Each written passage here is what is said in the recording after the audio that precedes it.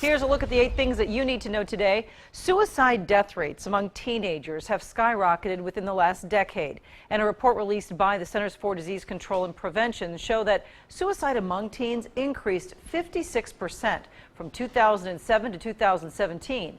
News 8's Tyler Jobe is now live in the studio for more on what is possibly causing this big uptick. Martha, before 2007, suicide among teenagers was pretty rare, according to the report. With the sudden jump in suicides, officials are wondering why this is happening. It's not as simple as pointing it to one or two things. Even though Sarah Train is a trained psychologist, she is like all of us when trying to figure out why teenagers commit suicide. There's a lot of different factors that could be involved, so we don't know exactly why. A report released by the Centers for Disease Control and Prevention showed about 11 per 100,000 people aged 10 through 24 committed suicide from 2007 to 2017.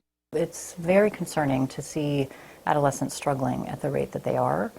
And a different trend is suddenly happening between boys and girls. Train says it's more common for girls to complete suicide compared to boys. We don't know. We don't really understand this well. Train says overall mental health, access to weapons and drugs, among other factors, lead to suicide.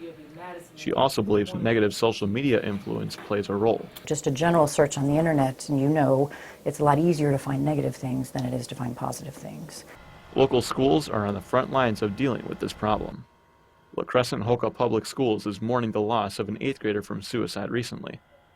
Superintendent Kevin Cardill says the district has been spending up to $8,000 a year on speakers and training staff on suicide prevention. We're going to up that probably by another $10,000 in getting more training. There are a lot of people for staff and students to just take some time out and to talk. Locally and nationally, it's a team effort. I'm hopeful that in our community we'll continue to try to do the best we can to make a difference with our adolescents who are at risk. And Train wants you to know that communication is always key. It's okay to ask the teenager how they're doing.